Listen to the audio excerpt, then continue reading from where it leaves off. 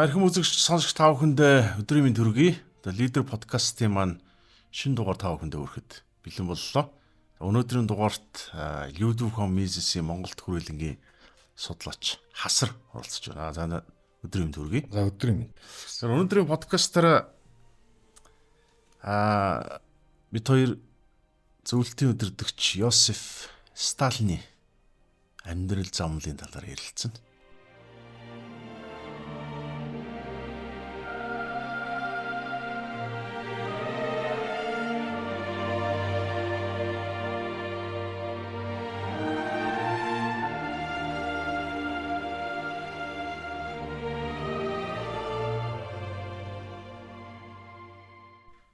Хоёлоо подкаст ихэнд одоо Йосеф Сталин гэж одоо нэр нь тэг сонирхолтой одоо шиг сонирхолт татдаг шүү. Ер нь бүгд мэдэн дээ. Сталин гэдэг бол нэр нь өртөө өгсөн хочин. Тэгтээ зөвхөн аль биесных нь нэр болсон тийм үү. Ленин гэдэг үгийг дүүргээд Сталин гэдэг 1912 оноос эхлээд өөртөө ийм нэр өгсөн. Псевдоним гэдэг шүү дээ. Хувьсгалчдын нууц нэр гэх юм уу те.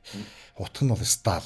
Одоо англиар бол стил, болд, ган. Өөрийгөө болтон гэж тодорхойлж ирсэн. Тэгэхээр өөрийнх нь персоналити ч гэсэн тиймэрхүү хүн байсан биш. Бид нар бүгд л мэдж байгаа. Тэгэхээр нэр нь бол өөрт нь маш зөгцсөн нэр л гэж би үүдээ ойлгодог шүү дээ. Сталин гэдэг тийм. Жигнэр нь өөрөө Жугашвили те. Гүрчүн. Гүржийн жижигхэн гоорыг тосон төрсөн. За тэгээд Виссарион Жугашвили гэж гуталч нэг хүүхэд. За тэгээд ээж нь их сүсгтэй хүн байсан. Тэгээд бавахт нь одоо юу гэдэг эцэг их хоёр нь салцсан. Эцэг их нь бизнес бүтлгүүтцсэн. Эцэг нь одоо амьдралдаа ганц суусан эрдэнэ тийм гүрж маягийн одоо юу гэх нэг гүржийн хэв маягтай гутал хийдэг байсан. Тэгээ тухайн үед одоо Европын загвартай гутлууд гүрж рүү нэвтэрж орж ирээд эцэг их нь одоо юу гэдэг насаараа дагалдан хийж байгаа дараа нь бие даасан бизнесээ босгоцсон байсан чинь Европ загварын гуталд одоо зах зээл нь шахагдаад ингээд дампуураа. Тэгээд эцэг нь архинд орсон. Их нь хүүхдээ аваад одоо чинэлэг айлуудад одоо зарц шивгчин хийж амьдэрсэн. Тэгх зураг хүүхдээ бол маш их боловсруулсан. Их нь маш их сүсгтэй хүн байсан. Хүүхдээ санваартан болох гэж байсан тийм. Энэ амьдралын нас сонирхолтой юу шүү. Өөрөлдвөл одоо Жугашвили шашны сургууль зурдчихдаг гэсэн. Ээж нь бол хүүхдээ маш их хайртай. Маш их анхаарал халамж тавьдаг. Тэг хүүгээ бол ирээдүйд нөгөө шашны санваартан болох мөрөдөлтөй өсгө гэж ярьдаг тийм. Тийм. Яг нь ер нь санваартан болох замналаар явж исэн. За локал төвшин гэх юм орон нутгатаа бол Сталин 4-5 жил шашны сургууль суралцсан. Дараа нь бүр дэвшээд Тбилисийн шашны семинар гэдэг тухайн үеийн гүржийн боловсруулалтын хамгийн дээд том институцэд очиж суралцсан. Энд даваанд сурагч байсан. Бас одоо Олтер бой гэж ярьдаг чинь сүмийн найрал дууны нэг юм дуулдаг хүүхдүүд байдаг шүү дээ. Ихтэй жоо хүүхдүүд. Тэр дундаа бол хоол оороо шагшигддаг байсан гэдэг. Тэгээд эзэн хааны тэтгэлэг аваад Москвад сурах болцоотой болж исэн. Хэрвээ Москвад очиж суралцсан бол буцаж ирээд гүржийн сүмийн патриарх хүртэл болох тийм боломжтой байсан. Москвад очиж сурах тэр эзэн хааны тэтгэлгээс Сталин өөрөө татгалцсан.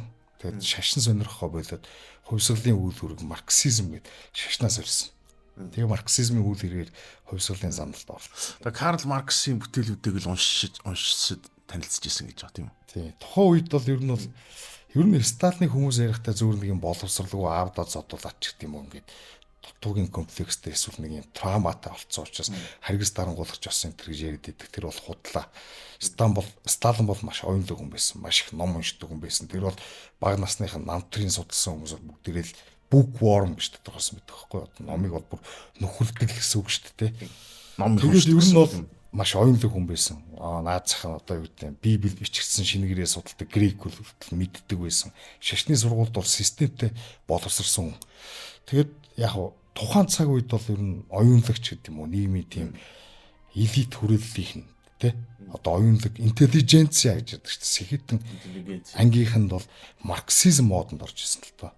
Сталин тэгэл яг л цаг үеийнхаа нөлөөнд л орсон. Өөрийнхөө үе тэнгийнхний тэ нөлөө автагдсан цаг үеийн л бүтээгдэхүүн байсан тэ. Одоо ингээд Сталин одоо Марксийн сургаал бүтээлүүдийг л уншаад тухайн үеийн тэр бол яа харахгүй сэхэтүүдийн үед бол хамгийн ийм одоо хүртээлтэй тийм хамгийн гол одоо судалгааны сэдв байж л дээ тийм. Тэгээд намд ороод одоо меньшевик большевик гэдэг байгаа шүү дээ. Одоо ер нь социал демократ нам бол ингээ хоёр хөвгдөд. Большевик талыг нь одоо илүү милитант гэж ирдэг тийм үү. Одоо зэрэг хүчээр асуудлыг шийдэх тийм эсрэг үнд ингээ салцсан гэдэг байгаа шүү дээ. Тийм. Ер нь яг Оросд бол марксизм анх Плехановоор дамжуулж орж ирсэн баг. Одоо энэ манад Плехановын эдийн засгийн академи гэж байдаг те. Плехановыг бараг Ленины багш гэж ярьдаг. Анхны марксистууд Плехановыг дагалдагчд байсан. Тэгээд Плехановыг дагалдагчд 1898 он гэхэд Оросын хамгийн анхны марксист намыг байгуулсан. Оросын ажилчин дараачны социал демократ нам гэдэг. Тэгээд 1898 онд тэд нар чинь анх тур их хурлаа хийх гэж оролдсон юм.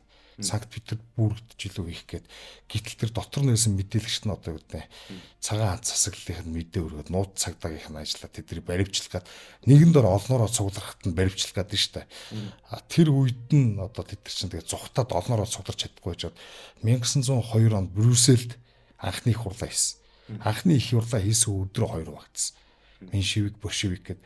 Меньшевикүүд нь бол бид нар мэднэ арчлалын парламент ёсны хүрээнд дотор социализмыг байгуулж болно гэж үзсэн социал демократ хэсэг. Өөрөөр хэлбэл ревизионист маягийн одоо реформист хөдөлгөөн гэж ярьдаг те.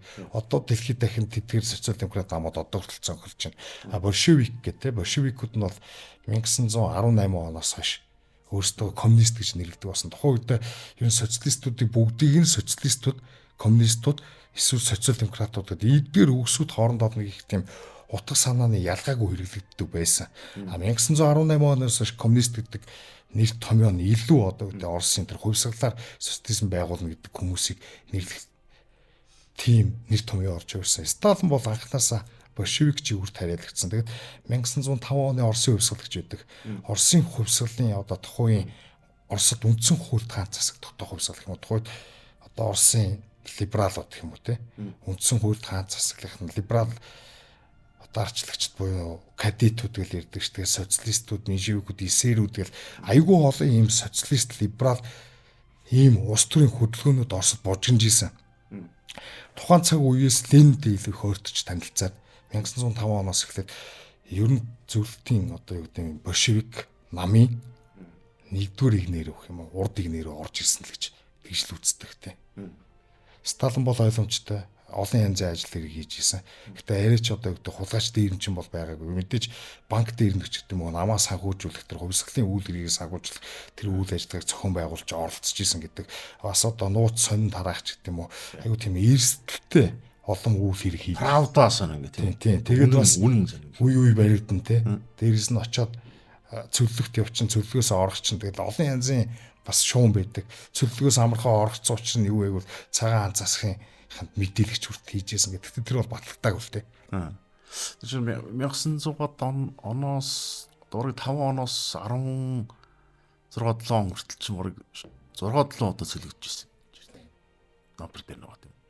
За ингээ 17 онд бол Орос тавьсгал гарлаа. Хаад засаглалыг үлдэх хүн гож. Одоо хааныга гэр бүлээр нь одоо большевикүүд түүстэй бэрчж байгаа шүү дээ. Ингээ түүний дараа одоо Лениныг нас барах. Ер нь Лениныг нас орсны дараа одоо тухайн үед удирдахч юм болох уу гэдэг бас дотоод зөрчил үүссэн гэдэг байна шүү дээ. Тийм үү? За тэгж тайлбарладаг хүмүүс үү. Гэхдээ би бол хувьдаа Ленины нас орохоос өмнө Сталин Ализины эрх мэдэл төрсэн байсан гэж ойлгодог. Би тэр тайлбарладаг одоо судлаачд байгаа. Жишээлбэл Стивен Котк гэдэг юм уу, Америкийн одоо Принстоны их сургуулийн гэдэг юм уу. Тэр хүн бол Сталин бол тийм Троцки шиг юм уу, харизматик Киров шиг ч юм уу, юм илтгэгч бол байгаагүй. Олон хүмүүст юм юу гэдэг ингэж хүмүүсээ босож суулгадаг Ленин шиг удирдахч бол байгаагүй гэдэг. Сталин бол аппаратчик байсан. Одоо юу гэх юм зохион байгуулагч, бюрократ те. Коммунист нам бол өөрөө нийгмийн эдис бүхэн ингээд аппарата байгуулах байдлаар ингээд нийгмийн эдис бүхэн ингээд намаар хяндаг юм тогтолцоос энийг Ленин анх зохион байгуулсан. Тэр аппаратын системийг Сталин толомын дүрмээр хамгийн сайн одоо тоглож чадаад 1922 он гэхэд бүрэн дүрэн эрх мэдлээ баталгаажуулж чадсан байсан гэж ингэж тайлбарладаг. Ер нь Троцкиг Сталинаас илүү нэр хүндтэй байсан энэ төр гэж ярьдаг. Энийг бол сүүлийн үеийн баримтуудаар бол худлаа гэдэг нь тогтогдоод байгаа. Ягаад тэгэхээр Троцкийн хувьсгалын ихэнх үед одоо гэдэг иргэний дэнд малларж оролцсон хүмүүсийн нэг мөн яхахгүй мөн. одоо дайны комиссар гэж тийм албан тушаал ашиж байсан. Гэтэ хувьсгалын ихэнх үед нэрт хүнддээс одоо иргэний дайны ихэнх үед 1921-22 оноос эхлээд ер нь Троцкийн нөлөө дарагдаад ирсэн. Сталин аль хэзээний одоо гэдэг намын тэр одоо том аппарат байгаа шүү дээ. Оросыг хамарсан тэр том аппараттай аль хэзээний өөрийнх нь хүмүүсийг томилоод ингээ намаа аль хэзээний гартаа оруулаад эрх мэдлээ төвлөрүүлчихсэн байсан. Тэгэл зүгээр л тэрүүгээр л дамжуулаад Троцкийг бол эрх мэдэл одоо ойртоход нь бол халгаагаагүй. Троцк бол үнэндээ бодит амьдрал дээр Сталинтай эрх мэдэл булаалдаж чадаагүй. Ялагдсан. Сталиныг тэгж томилсон хүн нь бол Ленин. Ленин гэхдээ түнд ямар их эрх мэдэл ямар боломж одоо хатгуулж байгаа тухайн үед бол бас бүрэн дүрэн ойлгоогүй байсан. Сүүл Ленин ч гэсэн амьдралынхаа сүүлийн 2 жил Сталинтай зөрчилдсөн. Сталин бол Ленины үг, Ленины үзэл бодол санааг бол үл тоомсорсон шүү дээ. Хожим өөрийгөө Ленин намаа сонгосон. Ленин бол миний хамгийн одоо юу гэдэг итгэлтэй багш байсан. Би Ленин яг заламжлагч байсан гэдэг домгийг мэдээж өөрөө зохиосон. Гэхдээ яг Ленин тухайн цаг үед одоо энэ зөвлөлт толгойд туссан коммунист намын ерөнхий нарийн бичгийн дарга гэдэг тэр албан тушаал Сталиныг 1922 онд 1919 20 оны үед томирж явахдаа ямар их эрх мэдлийг түн татгуулж байгааг бас бүрэн дүр ойлгов. Дараа нь эрүүл мэндийн байдлаасаа болоод Ленин өөрөө намын өдөр тутмын үйл хэрэгт оролцож чадхаа болчихсон. Тэрэн дээр нь Сталин одоо дөрвөлцсөн юм уу те. Тийм яг харахгүй одоо чинь Британикад ч гэсэн юм тайлбар байгаа тийм үү. Яг тэр нэг юм Лениныг таалт хөсөх хүртэлхнийг 2-3 жилийн хугацаанд ер нь Сталины талаарч нэлээд юм эргэлзэж одоо айж эхэлсэн гэж утгаар ингэ тайлбарлаад байна шүү дээ тийм үү. Тэгээ тэр ч ер нь 1922 оны Ленины гэрчлэлгээд байдаг. Сүлд Надежда Крупская гэдэг Ленины эхнэр нэг хил гаргацсан. Тэрэн дээр Ленин бол Сталин бол манай намын өдөртөж байхад зохимжгүй ааштай хит бардам хүн гэсэн тийм үг байдаг. Гэхдээ Сталин тэрнийг бол Надежда Крупскаяг одоо юу гэдэг сүрдүүлж айлах байдлаар чимээгүй болоод тэр гэрчлэлийг нь бол устгацсан. Гэхдээ тухайн цаг үед бол ингээд нууцгч байхгүй шүү дээ. Хожим тэр чи илэржил таарна. Сталин бол Ленин сэтгэл ханамжгүй байсан гэдэг нь бол ойлгомжтой. Гэхдээ яг хөө Ленин бол хамтын удирдлага энэ төр гэж ингэж ярьдаг байсан. Гэхдээ яг үүндээ Сталин өөрийнхөө өвд нь орохгүй байсанд нь л одоо юу гэдэг сэтгэл ханамжгүй байсан болохоос Ленин өөрөө энэ диктатур гэдэг юм уу те. Тэр дарангуулагч бүхнийг өөрөө шийднэ гэдэг тэр зан чанар чи Сталины үед биш.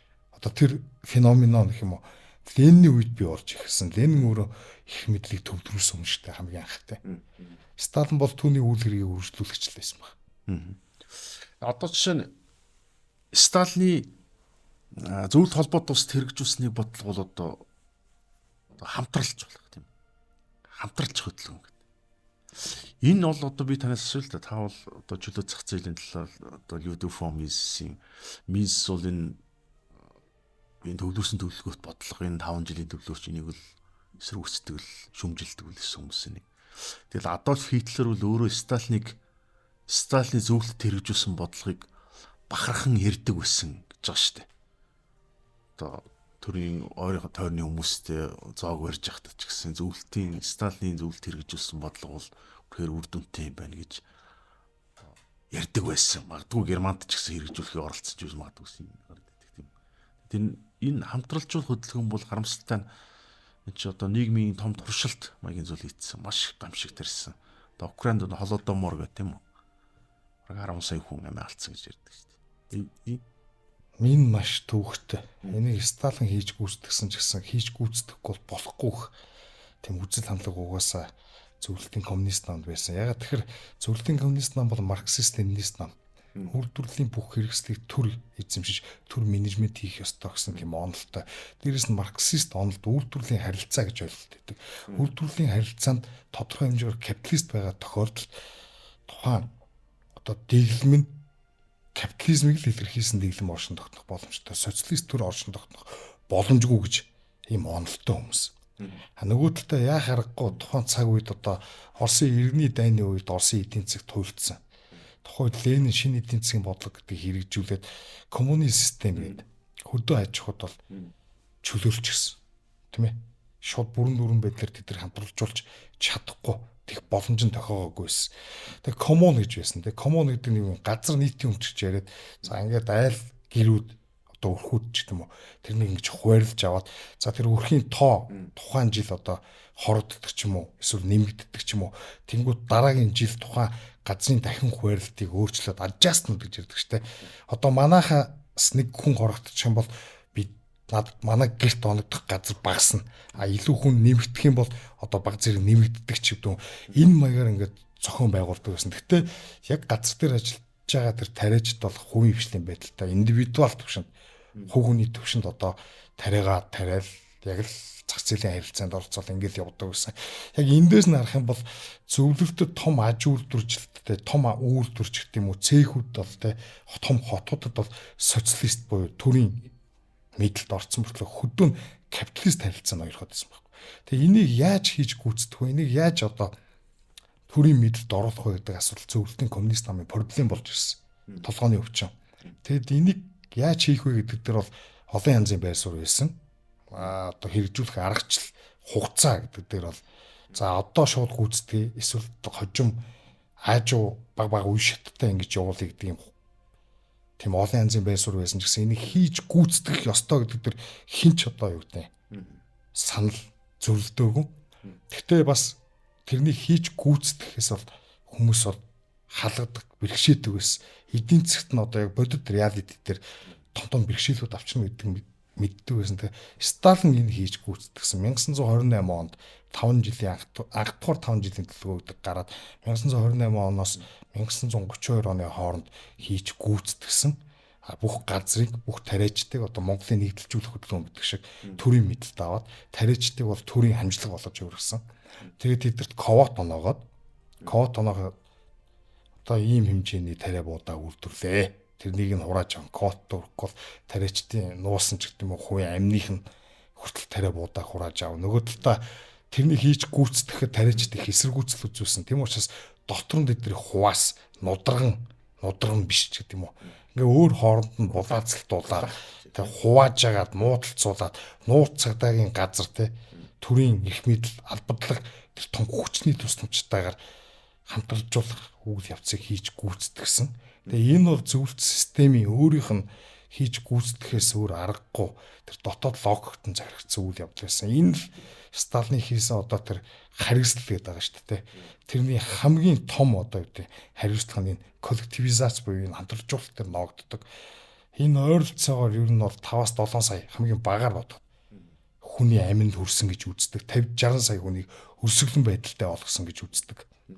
Бүр дэгсдүүрсэн ч гэдэг юм уу тийм тоогоор ярих юм бол бараг 10-аас 20 сая хүний амин насанд хүрсэн ч гэдэг юм уу ингэж ярьдаг. Дараа нь Сталин энэ коллективизацийг хийхэд нам дотор нь шүүмжил гарч ирсэн.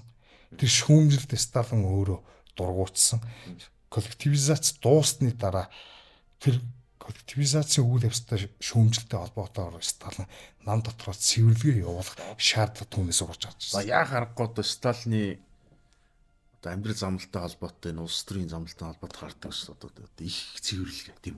Тий. Энэ бол одоо 30-аад онд. Зөвхөн зөвлөлт холбоод ус гэхгүй одоо нөлөөний хүрээнээс олон улс орнд ч гэсэн босно л үйл явдал шүү дээ. Чинь их цэвэрлэгээ 1936 онд Каменев, Зиновьев, одоо Сергей Киров гээд өөрийнх нь бол ойрын холбоотой хүмүүсийн нэг байсан. Ихтэй цэвэрлэгээнд өртөг бүгдээр буудулж нас алдсан. За Троцкийн тухайд бол Мекс рүү зүхтаад 40 онд алуусан юм. Сталин үе. Троцки 1927 онд зөвлөлтөөс өгцсөн. Киров Сергей Киров 1934 онд нас барсан. Киров Санкт-Петербургийн одоо тухайн үеийн бол Ленинградын намын хорооны дарга байсан. Киров Сталинтай ойрхон байсан. Бүр яг юм персонал төвшөнд найз байсан. Тэр бол үнэн. Тийм учраас зарим түүхчд бол Кировыг бол гинт алуулсан байхгүй юу? Assassination те. Улс төрийн аллагаар энийг хэн арчив гэд. Кировийн хөхөл бол их цэвэрлэгээ хийх шалтгаан урдж нөхцөл нь болоод одоо Сталин Ленинградын намын хорооны дарга миний найз зөвлөлтийн агуу төрийн зүтгэлтэн Кировыг алчлаа. Намын эсрэг бүлэг байна. Ингээд биднийг алах гэж. Тийм учраас энэ намын эсрэг бүлэг хөвсгөлийн эсрэгүүнүүдийг бүх төвшөнд нь олж тогтоогоод тэдэнд хариуцлага нөлөөлөх ёстой гэсэн тэр суурь шалтгаан болж өгсөн. Каменев, Зиновьев хоёр бол тэр их цэвэрлэгээний хамгийн ихний давалгаанд хүрсэн. Хамгийн ихний охирчдээсэн. Тэд нар бол Зиновьев, Каменев хоёр бол Сталинтай урд нь нийлээд намын их хурд төр Троцкигийн фракц руу довтолж исэн одоо гар хөлн гэх юм уу бууны нохт нь байсан тий. Хоёул еврей тий. Тэгэхээр бас тэдний чи өөрсдийнх нь нэр нь Каменев Зиновьев гэдэг чинь бас псевдоним штэ. Өөрсдийнх нь нэр нь юу ч лээ нэг еврей нэртэй тий. Тийм үс. 30-аад оны ингээд их цэвэрлэгээ боллоо. За ингээд мэдээж одоо Сталины энэ улс төрийн замналт нь хамгийн одоо өнөөгийн өнцгөр юм харахад нөлөө үзүүлсэн зүйл дэлхийн 2 дугаар дай гэж. Энэ хүндрэлтний түүхэнд бол сүүлийн доод сурвалжид бараг 75 сая хүн амьд шидсэн. За энэ дайны ихэнд бол одоо Хитлерийн Германтай бол гэрээ байгуулж. Одоо чи Польшийг хоёр талаас нь ингээл хаваагаал авчлаа шүү дээ. Зөвлөлтийн үед бол одоо Балтийн тэнгис улсуудыг авчихсан. Финляндтайгаа дайтчихсан юм уу. Тэг харахгүй Сталины энэ амьдрал улс төрийн замлын одоо хамгийн одоо шийдвэрлэх жилүүд гэх юм бол дэлхийн 2 дугаар дайны холбоотны ялагчийн нэг тийм хамгийн хохирол амссан шүү дээ. За энэ үеийн түүхий даа. Сталин өнөөдөр баг хүмүүнд хараад төгөлцсөн шүү дээ. Маш хядлага хийсэн, цэвэрлэгээ хийсэн. Гэхдээ Сталины нэрийг авч гардаг ганц л зүйл нь дэлхийн 2 дугаар дай. Оросын агуу их орны дай. Энэ Сталин Оросыг өдөрдөж оруулсан. Ингээд ялалт байгуулсан. Тэр бүх цаг үед Сталин Оросуудтай хамт байсан. Тэгээд дайны дараа Сталин Оросыг супер павер болгосон. Оросын геополитикийн 500 жилээр үргэлжсэн заламж бодлогыг хэрэгжүүлсэн гэж өнөөдөр Оросууд Сталиныг өмгөөлдөг. Оросын нэгдсэн дүрийг хадгалсан. Оросын гадаад дотоод дайснуудыг дарж авсан. Оросын нөлөөний бүс буфруудыг тэрсэн. Сталин ямар нэгэн тийм большевист ч юм уу одоо зөвлөлтийн гранд стратегиэр ажиллахаасаа илүүтэй Оросын төрийн заламж бодлогыг хэрэгжүүлсэн. Оросын геополитикийн буюу Оросын газар зүүн нөхцөл байдлын давуу болон сул талуудыг хамгийн сайн ойлгож авсан. Тэгэхээр түүхийг харахад Оросд өрнөдөөс довтоход байгалийн саад ихтэй байдаг. Тэр саад бэрхшээл их байдаг ч гэсэн Оросын сул талууд байдаг. Орос хэрвээ одоо зүүн Европыг ч гэх юм уу нөлөөнийхөө бүс байлгаж чадахгүй бол Оросын баруун хил дандаа аюул дүртэнэ гэдгийг Сталин ойлгож байсан. Тэр Наполеоны түрэмгийл, Хитлерийн түрэмгийлээс аль хэзээний ил болчихж байгаа шүү дээ. Тэгэхээр зүүн Европыг Оросын нөлөөний бүс байлгах нь Оросын хувьд зайлшгүй шаардлагатайсэн. Сталин энийг ойлгож байсан. Тийм учраас энийг хэрэгжүүлсэн. Өнөөдөр Оросд Сталины тухай олон янзын байр суурь байгаа. Зарим нь бүр шууд буруутгадаг, илүү өрнөдийг дагсан, баруунцсан, либералцсан маягийн байр суурь бол Сталиныг тэр чигт нь харлуулдаг. Зарим нь болохоор коммунист маягийн байр суурь байна, Сталин бол агуу төрийн зүтгэлтэн байсан. Гэт зүгээр юу ч болсон өмгөөлнтэй.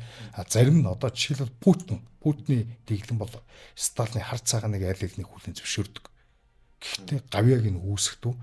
Нэг зүйлийг цохон тэмдэглэдэг нь Оросын нэгдсэн төрийг хүчрхжүүлсэн, Оросын геополитикийн заламж бодлогыг үргэлжлүүлсэн, Оросыг ажиурдурц тариачны ядуу улсаас ажиурдурцсан цөмийн зэвсэгтэй супер павер болгосон.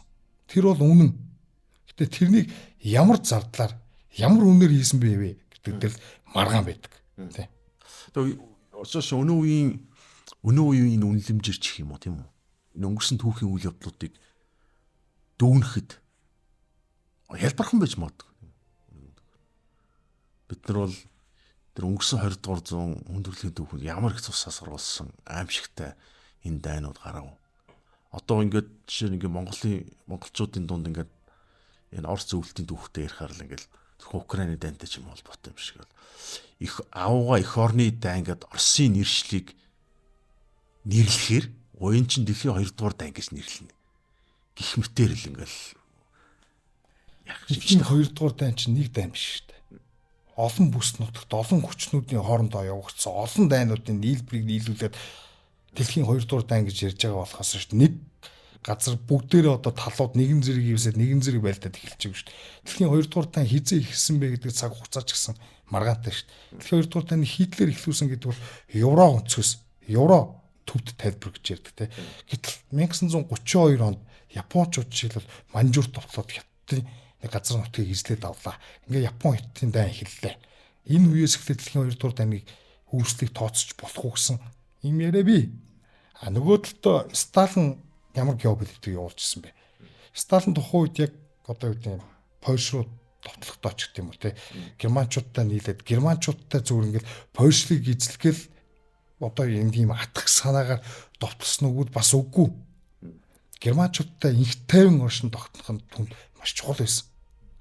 Тухайн үед зөвлөлтийн нийгэм, эдийн засгийн хүч, цэргийн хүч дээр бүрэн дүүрэн гүйцэд боловсрч амжаагүй байсан Сталиныхаар. Тийм учраас ямар нэгэн байдлаар Хэлмэгдэлт офицерууд маш хөрцсөн тийм. тэрнийг бол одоо бүрэн цогцооронд ярих бах те. Одоо юу гэх юм тэр grid purge гэж ярьдаг штэ. Grid purge-ийг ойлон гэж ярил. Purge гэж ярих юм бол чинь цэвэрлэгээ гэсэн үг те. Улс төрийн утга санаагаар нь явах юм бол эн чинь нам доторх эсрэг фракцынгаа цэвэрлэнэ гэсэн тийм утга санаанаас эхэлдэг. Юу нь ямар ч түүхэнд ямар ч хаан гарч ирсэн цэвэрлэгээ явуулдаг.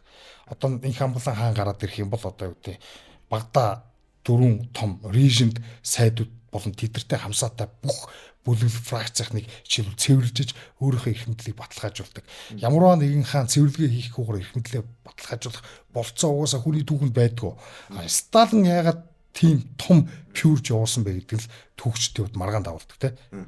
Одоо үнэхээр нам дотор цэвэрлэгээ хийх шаардлага байсан уу гэвэл байсан. Эсрэг фракцийнхныгаа найдваргүй эдмэдүүдээ байхгүй болох хэвээр. Дээрэс нь коммунист намч нь марксист үзэл баримталтай байна. Ангийн дэмжлэгтэй онол гэдэгтээ итгэдэг тийм хүмүүстэй төр чинь. Тэгэхээр тэр хөвсгөлийн эсэргүүнүүдэд цэвэрлэж нийгмийг айдсаар нь өдөртөж засаглалаа баталгаажуулах нь тэдний хувьд яах аргагүй одоо зүгээр нэг хүн алыг гэсэн харгас сэдвтээс илүү рационал логиктой үйлдэл байсан. Энэ их цэвэрлэгээний далаац яагаад бүр тийм амар олон сая хүний амь насанд хүрчгүй гэдэг асуудал дээр дүүгчд маргалдаг. Ер нь 700-аас 1 сая хүн бол яг цаазаар авахсан эсвэл эрүүдэн шүүгдэж байхдаа өгсөн гэдэг. 16-7 сая хүн гулагт хоригдсон гэдэг.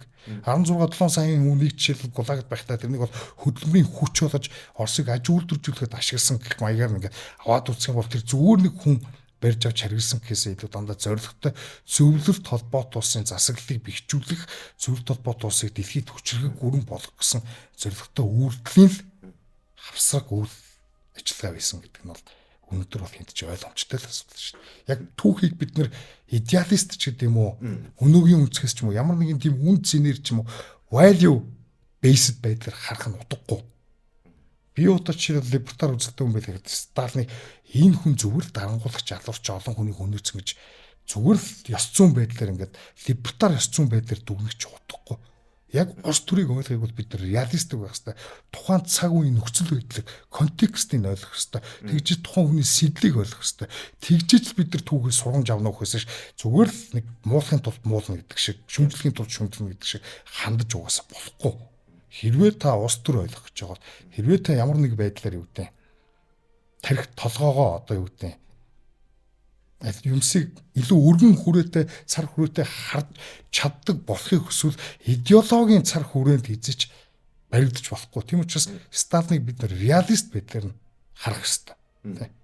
Одоо яа харахгүй одоо түүх үйл явдаг тухайн үеийн тэр агуулга контекст нь юу байсан?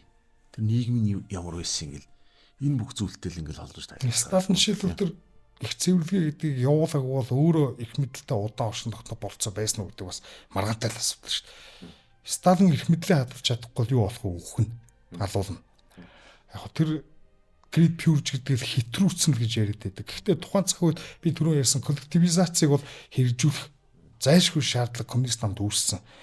Нэгэн тал тэр маш харгас том нийгмийг хамарсан туршилт болсон учраас Сталины эсрэг хүчнүүд түүнийг бас ашиглах гэж оролдоно. Шүүмжилж үзэн. Сталин дээрээс нь гадаад талдаа ч гэсэн маш их дайсагналтай шүүмжилт хүртдэг. Жишээлбэл Троцкий 1936 онд одоо Испанид Иргэний дайн болохын өмнө жишээлбэл Троцкий өргөдөд Испани одоо Коминтернтэй хамтарч ажилладаг байсан тухайн үеийн зүүнний засгийн газар Троцкийтэй жишээлбэл магтаад Троцкий ч Сталины гадаад ертөнцид нэр төрийг гутаа яадаг юм уу те. Хувьсгалын уралдчлууд Betrayal of Evolution чиглэлний нэг юм ном бичсэн. Тэгээ тэр номын Сталин хэвлэгдэхээс өмнө драфт гар бичмэлийн нолоод авцсан. Тэгээ тэр Сталины сэтгэл зүйд амар хүчтэй нөлөө үзүүлсэн гэдэг. Тийм учраас нам байгаа бүх л оппозицийг бүрэн дүүрэн устгаж цэвэрлжиж одоо undisputed leader гэж яддаг шүү дээ. undisputed хинч сүрж эсрүүцэж чадахгүй тэр өрөмлөхгүй их мэдлэлтэй болох замаа зассан. Тэр бол бас л зүгээр нэг юм параноя гэхээс илүү нөгөө талаараа бас параноя байхаас ч өөр арга байхгүй. Яг л тэр чинь маш олон хүний аминд дүрцсэн. Тэр чинь амьдрал өхлийн тэмцэлд байгаа хүн болохоос биш зүгээр өнөөгийн ертөнц шиг юм парламентын сонгуулиар албан тушаалаасаа зайлуулах дуртай авилгын мөнгөө кармалаа гадаад руу явуулдаг нөхцөл байднаас тэс өөр. Чи нэг бол бүх зүйлийг авна, нэг бол чи бүх зүйлээ алдна гэдэг ийм л логик үржиж тухайн үеийн нөхцөл байдал нь тийм байсан. Тэгээ Сталины энэ амьдрал замналын талаар ер нь одоо таны бодлоор энэ түүхэн бичлэгч юм уу? Энэ хандлага нь одоо ямар ялгаатай байна? Жишээ нь өрөндийнх юу гэж үздэг? Өрөнд за би бол Оросд бол зүгээр би ингээм анх Сталины тухай ч гэдэг юм ингээл түүхийн номон дээр бол товчхон ингээл уншдаг байлаа. Дараа Арбатын хүүхдүүд гэдэг нэг ном Монголд хэвлэгдэл тэ. Тэрнийг ингээл уншсан чи Сталин зүгээр ерөөс ингээл хүнийг хардаж буруутахаас өөр юу ч чаддгүй шахуу өдөр тутам хүн хардаал ингээл айж идэг нэг юм айцд баригдсан нэг юм өвгөн тэгэл ингээл албан тушаалаа ашиглаад хүмүүсийг алаад байгаа маягаар ингэж дүрсэлсэн байдаг. Тэгээ нөгөө Сталиныг уран зохиолын хэллэгээр дүрсэлсэн учраас хитрхи одоо тийм дотгошоогоо юм параноятай травматик хүн маягаар ингэ дүрсэлсэн бас. Тэгээ тухайн цаг үед перестройка Оросд энэ ном бичигдэж байгаа үед перестройка Оросд одоо өрнөд сталинизм гэдэг одоо нэр томьёо бол айгүй сүргэр дүрслэгдээд тухайн үеийн дэглэмдсэн бүх бурууг Сталин руу чихэх орлого коммунист намын аппаратчикуудаас хүртэл гарч ирсэн. Сталин бүх бурууг өгөх гэсэн тийм ордлого явагдчихсан. Нэг талаа одоо үзэн санаа тэр чигтээ Сталины эсрэг одоо ингээд эргэцсэн байсан цаг үед бичигдсэн ном. Тэгээд тэр үед бол Оросд Сталины бүгдээр буруутчихсан. Одоо дараа нь одоо юу гэх юм Волкогнов ч гэдэг юм уу ийм хүмүүсийн бичсэн номууд байгаа юм л да. Тухайн зөвлөлтийн архив одоо ингээд ил болоход яг анх нэвтэрсэн Оросын хүмүүс. Гэтэ тэр хүмүүсийн бичсэн номууд болохоор хитрхи Сталиныг одоо юу гэдэг баримт сайтай боловч тэр хүн ч өөрөө хуран зөвлөлтийн армийн хурандаа генерал одоо жишээлбэл тэр Волкогнов гэдэг Дмитрий Волкогнов гэдэг хурандаа генерал коммунист үзэлтэй хүн байсан болохоор Сталины коллективизацийг жишээлбэл эдийн засгийн талаас нь зөв дүгнж чадаагүй болчихтой. За сүрд Монголд Эдвард Раздинский ч гэдэг юм ном хэвлэгдээд. Гэтэ тэр номыг түүхэн бүтээлхээс илүү сэтгүүл зүүн бүтээлгээд нэрлэж болох бах. Яг бол баримтууд сайтай ч гэсэн баримтуудыг ингэ дэгстүүрч тайлбарладаг популяр те хүмүүс таалагдахын тулд ингээд нэг мифтсэн те Сталин 3 дугаар даан эхлүүлэх гээд ингээ бэлдэж байгаа төгсөн энэ төр маягаар ингээ тайлбарсан. Яг бодит түүхээр нотлогдсон тийм түүхийн шинжлэх ухааны бүтээлхээс илүү одоо нэг юм popular түүх байхгүй юу? Ийм ном Монголд ингээд төгсөн. Тэгээ монголчууд бол тэр номоор л Сталиныг төсөөлдөг баг. Баруунд гэх юм бол Сталины тухай бол олон янзын ялгаатай байсан байдаг. Илүү консерватив ч гэх юм уу. Илүү реалист байдлаас ингээд хардаг. Сталин бол яг ийм реал политикс гэдэг юм бол хамгийн том жишээ. Жишээлбэл Отто фон Бисмаркийг маш их судалдаг байсан. Тэрэн дээрээс нь прагматизм гэдэг юм маш их ойлгож судалсан. Коммунист итгэл үнэмшилтэй байсан үгүй л үнэн. Дэлхийд дээр диваажин байгуулах ёстой гэдэгт итгэдэг хүн байсан гэвэл мөн. Гэхдээ энийгээ хэрэгжүүлэхдээ бодит ертөнцийн зүй тогт тоглоомын дүрмийг бас ойлгох ёстой гэсэн прагматик байдлаар аливаа зүйлд ханддаг байсан хүн гэж тайлбарсан. Ийм бүтээлүүд байгаа. Жишээлбэл Роберт Сервис, Роберт Конквест гэдэг юм ийм судлаачд. За бас Стивен Коткинч гэдэг юм уу Сталины түүхийн баримтуудыг бас их өөрчлөлт ер нь реалист байдлаар тайлбарсан бүтээлүүд бас байдаг. Нөгөө талаас нь либералч гэдэг юм уу одоо Сталин зүгээр л алуурчин байсан, дарангуулагч байсан, параноёс, багтаа авдаа их зодулдаг байсан, Хитлер дутуухан комплекстэй байсан гэсэн юм хялбаршуулсан зүгээр буруутгасан ингээ харлуулсан ардчлалын үүднээс одоо бичигдсэн юм. Тийм номууд бас байдаг. Тэр нь Сталины тухай ер нь Сталин ч өөр маш маргаан дагуулсан хүн. Ер нь бүхэл түүхэн зөвлөлтөд маргаан дагуулсан. Гэхдээ Сталин шиг маргаан дагуулсан хүн баг байхгүй. За орнодын тайлбарт бол ийм үлбэр бий. За дэлхийн 2 дугаар дайнд Германы нацизмыг ялсан одоо хамгийн их хохирол хүлээж ялсан дуусах зүйл бол бодвос. Тэрний өдөртөгч нь Сталин байсан. Адриан Потсдам тэр өрөндийн өдөртөгч нартай уулзахад бол хамгийн одоо хурц ухаантай хүн бол Сталин байсан л гэсэн юм өдөрч шүү дээ. Тэгээ 2 дугаар дайны дараа бол зөвлөлт холбоот улсыг супер гүрэн цөмийн зэвсэгтээ супер гүрэн болгож чадсан. Сталин дэлхийн 2 дугаар дайнд за ерөнхийдөө консенсус гэх юм уу, ер нь одоо ихэнх түүхчд баримтаад байгаа нэг 24-с 27 сая хүн алдчихэ гэсэн тийм тооцоо гараад ирж байна. Зөвлөлтийн хохирол. За тэгээд яг зөвлөлтийн албан ёсны анхны баримт бичгүүдэд бол 5 сая 8 сая гэж эхэлж байгаа. Сүүлдээ 12 сая энэ төр болж ирсэн. За зарим бүр Сталиныг одоо юу гэдэг амар харгис байсан. Victorious loser гэж одоо жишээл дайнд яасан ч гэсэн яг хохирол амсан. Цаана хохирлоор Орос бол ялагдсан ч гэж ярьдаг юм. Түүхчдий ч Джон Моссер гэдэг Америкийн түүхчд. Тэр Сталиныг зөвлөлтийн Victorious loser гэж ярьжсэн байхгүй. Тэрний тооцоогоор Сталин 35 сая хүн алдсан ч гэх маягаар ингээ ярьдаг л да. Гэхдээ яг тэр Сталин одоо хүнээр зодсон уу? Одоо хүмүүс явал одоо Жуков одоо маш харгис хүмүүсийн хохирлыг огт тооцдгүй байсан уу? Тэ? Одоо нэг буугу цэргүүдийг сунтай цэргүүдтэй ингээ явуулаад гэл нэг кинон дээр гардаг ш нэг буршил мэрэгэн буудагч зайцуу гардаг кинон дээр ч одоо нэгэн буу цаасан байсан гэх. Тэ хэрвээ ухрах юм бол араас нь бууддаг байсан. Сталинград энэ. Тэр чин бас дэгсдүүрсэн л бас арайч тийм байгаагүй юм билээ л дээ. Одоо сүүлийн үеийн яг баримтууд нь гарч ирэхэд Сталин зүгээр л ямар ч хамаагүй аргаар алах ёстой, ялах ёстой гэсэн бодлого хэрэгжүүлсэн гэдэг бол бас Сталиныг буруутгах нэг өнгө аясан нэг хэлбэр юм шиг. Яг түүгэнд юу болсон бэхээр энэ бол маш том дайн болсон. Орос бол аж үйлдвэр одоо байсан ч гэсэн одоо мөнгө санхүүч гэх юм уу тэр эдийн засгийн нөөц болцоо нь бол бас хэцүүсэн тухайд. Тийм учраас одоо энэ өрнөдийнхний ленд-лиз гэх юм уу тэр тусалцаагаар зэвсэглэж байрлсан гэдэг бол үнэн тийм үү. Тэгээд тэгж байрдах явцдаа Оросын хохирол нь хүсээгүй тийм хохирол хүрсэн байгаа. Тэгэхээр германчууд бас 12 сая хүн алдсан. Холбоотнууд гэснээс одоо Британд жишээл дэлхийн 2 дугаар дайнд нэг 450 мянган хүн алдсан гэдэг. Америкчууд 400 мянган хүн. Гэтэ эдгээр бол мөнгө л гаргасан болохоос өөрсдөө цэрэг зэвсэг хүмүүсээ оролцуулаад ч гэдэм үү те. Бодит золиос гаргаагүй. Тэгэхээр яхаарахгүй дэлхийн 2 дугаар дайны ялалтыг тийм Сталинтай дээр нь Оросын ард түмний гаргасан зорлол фронт тийм золиостой холбож үзэхээс өөр аргагүй. Энэ бол Оросууд яхаарахгүй тэр маш их том золиосыг гаргасан. Өрнөд бол мөнгө гаргасан. Гэтэ хүний амь насыг мөнгөөр харьцуулах болцоо байхгүй те. Мөнгөтэй харьцуулж үүсэх болцоо байхгүй. Мэдээж эдийн засгийн тусалцаа гэдэг бол том хүчин зүйл мөн. Гэхдээ хүн одоо амь насаа зориулсан энийг юутай холбож тайлбарладаг вэ гэх юм бол германчууд Оросуудыг өнтөр меншин гэж те.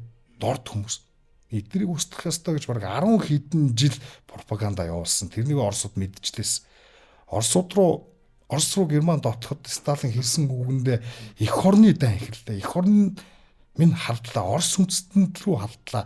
Оросуудыг устгах гэсэн зорилготой бурангуй хүчин ирж байна. Оросын ард түмэс ирж надтай хамт тэмцэж хэлсэн болохоос дэлхийн хүсгэл огт яриаггүй. Сталин бодит байдлыг болгочихсон. Энэ бол коммунист хувьсгал гэсэн Орос орны оршин тогтнох, Орос орны дэлхийн тавцанд өөрийнх нь байр суурийг эзлэх, тэ Европын хүчнүүдэд дарагдахгүй байх гэсэн оршин тогтнолын төлөв тэмцэлсэн гэдэг бол үнэн. Одоо ч гэсэн энэ тайлбар Кремлийн тайлбарт бол байдаг тийм. Би Кремлийг бол түүхээ яг энэ тал дээр бол зөв үндэтгэл гэж би өөртөө ойлгоо. Одоо агуугай эх орны дайн гэдэг нэршлиг үрт битгий хэрэглээл одоо. Яг гоо агуу эх орны дайн гэдэг бол Оросуудын өнцгөөс бол харин Оросын баярыг бид нар ярьж байгаа. 1812 оны Наполеоны Орос руу довтсон довтлогыг эх орны дайн гэж нэрлэдэг. Их тэ Patriotic War гэдэг.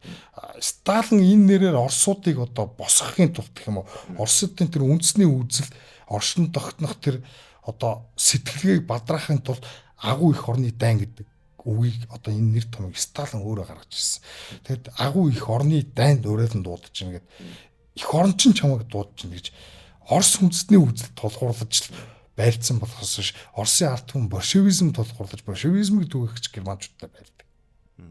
Тэгээ яагаад энэ бол одоо маш сонирхолтой тайлбартай тэр үеийн одоо 80 жилийн өмнө болсон үйл явдлыг. Тэгээ одоо харамсалтай нь энийг бас Оросд ч гэсэн өөрсөөс ярьдаг юм лээ. Энэ түүхэн үйл явдлууд чинь хүн төрөлхтөн за магадгүй яг өнөөгийн энэ 21-р зуун шиг ийм хоорондоо эмзээ нартай, хоорондоо их хамааралтай худалдаа хийдэг ийм байгаагүй бах хүн төрөлхтөн.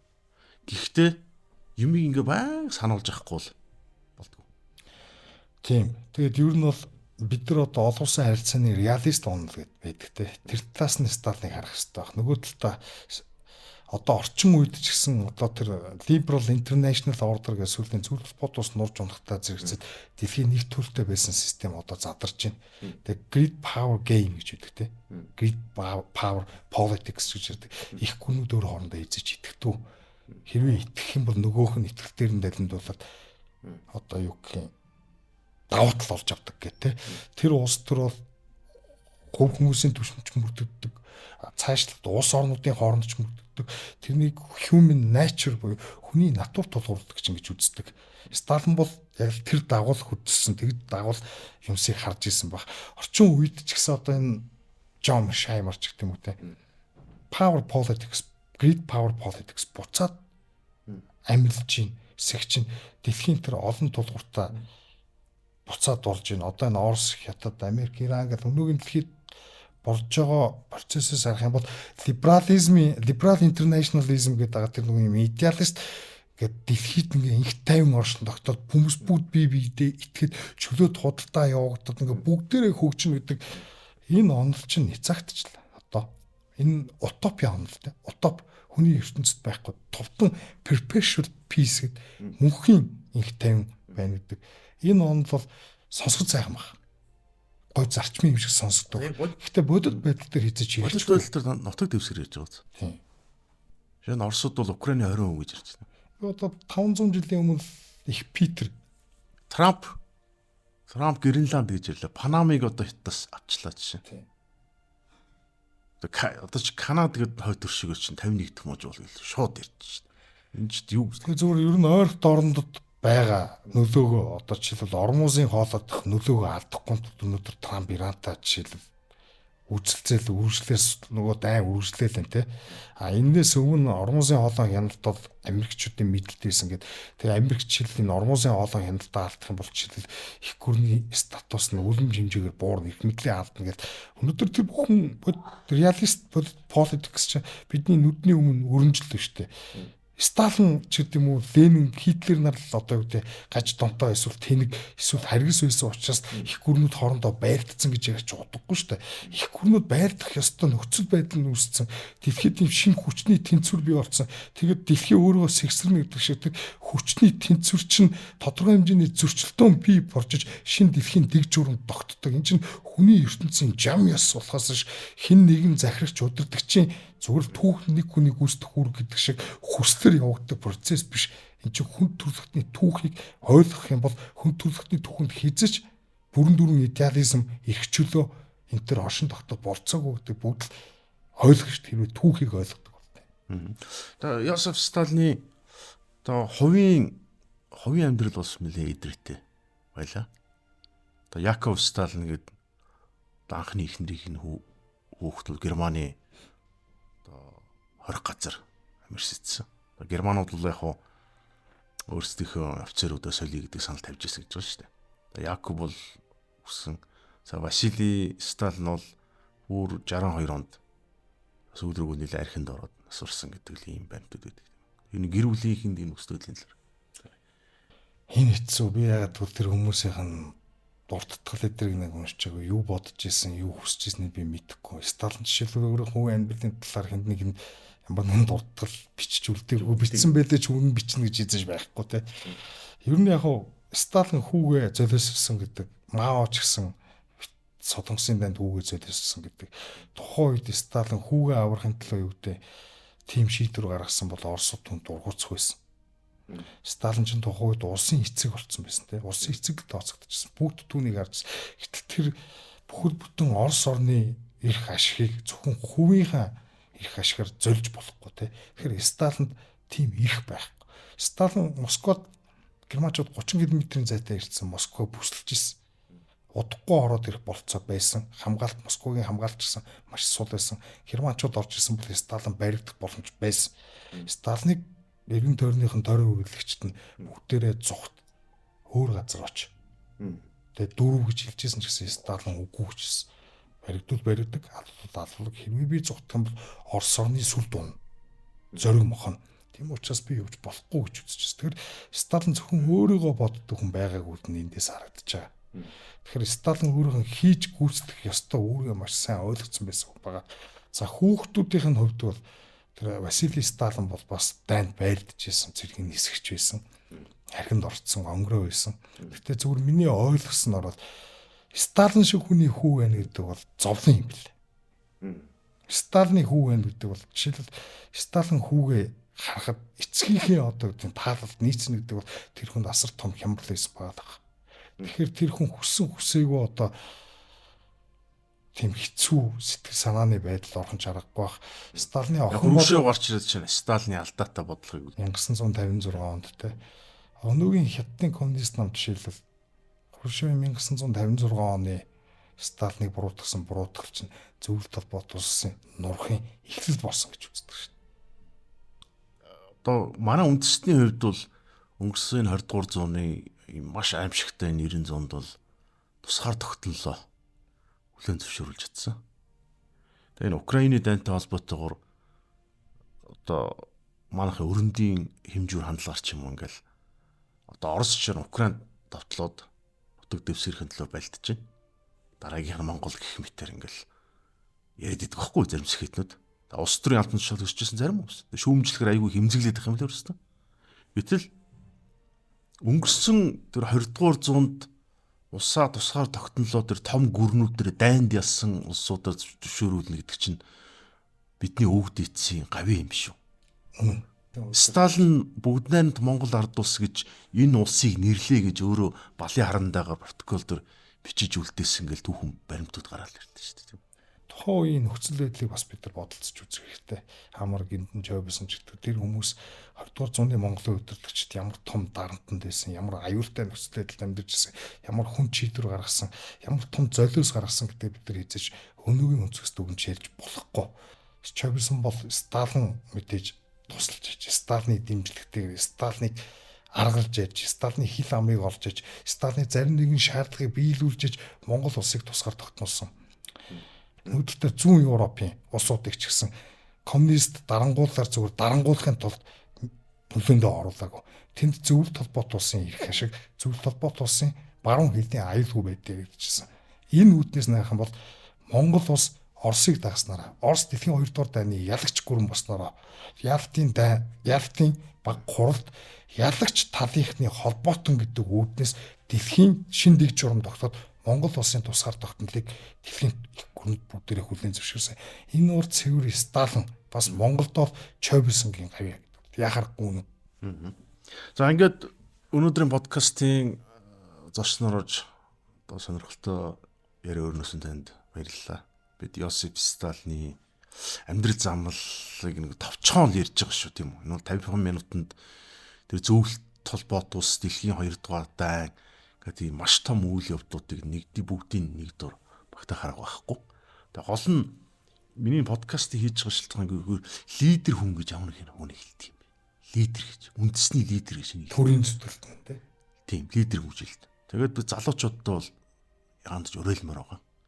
Түүхэн баримтуудыг тэр өрөндийн өнцгөр ч юм уу, Оросоор ч юм уу сайн унш тийм үү. Сайн уншиж бодит тухайн үеийн контекст тэр утга агуулга нийгмийн нөхцөл байдал нь ямар байсан. Энэ бүхнийг бол одоо сайн ухаж ойлгох шаардлагатай. Тэгээ энэ бол та бүхний одоо оюун санааны эрэлтэл тусламж тусдсан болно гэдэгт бол найдаж байна. Тэгээ таны одоо судалгааны ажилд амжилтсая. За лидер подкастын маань ээлж дугаар өндөрлөлөө. Дараагийн дугаараар иргэн уулзъя.